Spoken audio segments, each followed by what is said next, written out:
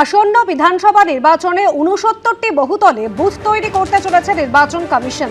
৩০০ voter থাকা বহুতলকেই বাছা হচ্ছে।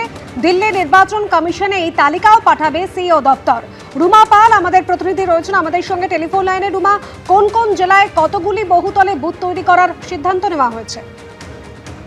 দেখো, বহুতলে বুথের ব্যাপারে কিন্তু নির্বাচন কমিশন অবশ্যই খুব একটা বলা যেতে পারে যে তারা পদক্ষেপ নিয়েছিলেন এবং করতেই হবে এমনটা কিন্তু বলা হয়েছিল। সেক্ষেত্রে জানিয়ে রাখি ৬৯টি এরকম তালিকা এসেছে এবং সেটা জানিয়ে রাখি যে কলকাতা ক্ষেত্রে কিন্তু অনেকটাই পিছিয়ে। যেমন কলকাতা দক্ষিণ থেকে মাত্র 2টি বহুতলে বুথ তৈরির প্রস্তাব এসেছে, অন্যদিকে কলকাতা উত্তর থেকে মাত্র 4টি বহুতলে। মোট ৬৯টি, যেখানে হচ্ছে দক্ষিণ 24 পরগনা থেকে সর্বোচ্চ 25টি বহুতলে এবং উত্তর 24 পরগনার 22টি বহুতলে বুথ হবে বিধানসভা নির্বাচনে, এবং হাওড়া থেকে 4টে এবং হুগলি থেকে 5টি এবং অন্যদিকে পূর্ব বর্ধমান থেকে মাত্র 3টি বহুতলে এরকম বুথ করা হবে। অন্যদিকে জানিয়ে রাখি যেখানে 300 ভোটার রয়েছে যে আবাসনের আর কি যে বহুতলে, এমন বহুতলকে বেছে নেওয়া হয়েছে এবং সিইও দপ্তরে এই তালিকা এসেছে জেলা নির্বাচন আধিকারিকের তরফ থেকে এবং অবশ্যই এই তালিকা নির্বাচন কমিশনে পাঠিয়ে দেওয়া হবে। অন্যদিকে জানিয়ে রাখি যে এই বহুতলের বুথ তৈরি করার ব্যাপারে কিন্তু নির্বাচন কমিশন একদমই পদক্ষেপ নিয়েছিল, কারণ এর আগে যখন বারবার বলা হয়েছিল সেক্ষেত্রে কিন্তু কোনো তালিকা পাঠানো হচ্ছিল না, কারণ কোনো আবাসিক এইটা বলা হয়েছিল যে কোনো আবাসিকই কিন্তু বহুতলে যাতে বুথ তৈরি করা হোক সেই ব্যাপারে কিন্তু অনীহা ছিল। এবং সেক্ষেত্রে কিন্তু নির্বাচন কমিশন তারপর বলে যে একদম এই বিষয়টা কিন্তু জেলা নির্বাচনী আধিকারিকদের করতেই হবে এবং তারপরে কিন্তু এই তালিকা এসেছে এবং অবশ্যই 7ই ফেব্রুয়ারি এই বুথ বিলাসের সাল সেই তালিকা প্রকাশ পাবে।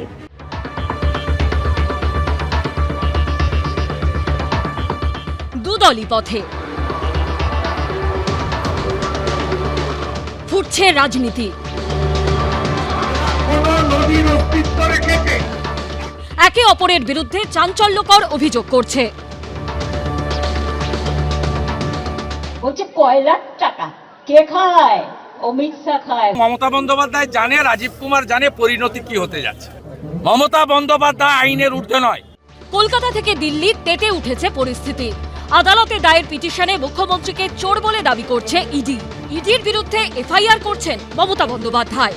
কিন্তু ইডির তল্লাশি চলাকালীন কি করে মুখ্যমন্ত্রী ফাইল নিয়ে বেরিয়ে চলে গেলেন সেই ধোঁয়াশা কিন্তু কোনো মতেই কাটছে না। দুপক্ষই আপনারা আদালতে মক ফাইট করতে চলে গেছেন। ইডির তল্লাশি চলাকালীন আইপ্যাকের কর্ণধারের ফ্ল্যাট ও অফিসে যাওয়া এবং ফাইল বের করে আনা নিয়ে প্রবল সমালোচনার মুখেও নিজের অবস্থানকেই সমর্থন করছেন মুখ্যমন্ত্রী। আমি কাল যা করেছি as a all India Trinamool কংগ্রেসের চেয়ারম্যান করেছি এবং যা করেছি আমি কোনো অন্যায় করিনি।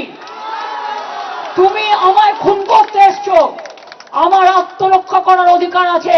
শাহজাহানকে যদি আমরা গুন্ডা বলি, পশ্চিমবাংলার মুখ্যমন্ত্রীকে আমরা গুন্ডি বলতেই পারি। বৃহস্পতিবারের ঘটনার পর সিবিআই তদন্তের দাবিতে হাইকোর্টের দ্বারস্থ হয়েছে এনফোর্সমেন্ট ডিরেক্টরেট। রিট পিটিশনে ইডির চাঞ্চল্যকর দাবি, আইনত তল্লাশি চলাকালীন পুলিশকে সঙ্গে নিয়ে ইডির হেফাজত থেকে জোর করে digital device, electronic storage media এবং অপরাধ সংক্রান্ত গুরুত্বপূর্ণ নথি চুরি করেন মুখ্যমন্ত্রী। আর আপনার এই আইপ্যাক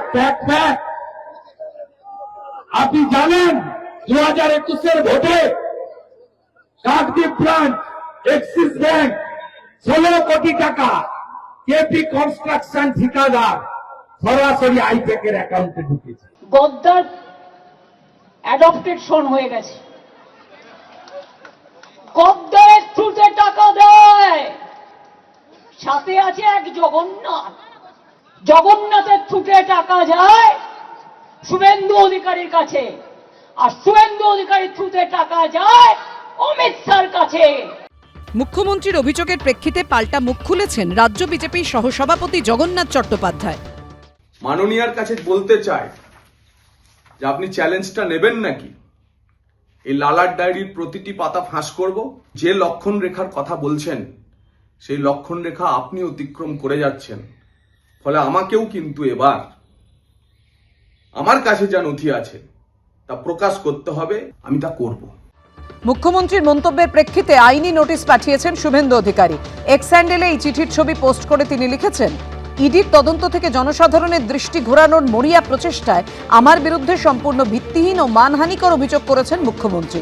আমার আইনজীবীর মাধ্যমে আমি তাকে একটি আইনি নোটিশ পাঠিয়েছি, যেখানে 72 ঘন্টার মধ্যে তার দাবির সপক্ষে প্রমাণ দিতে বলা হয়েছে।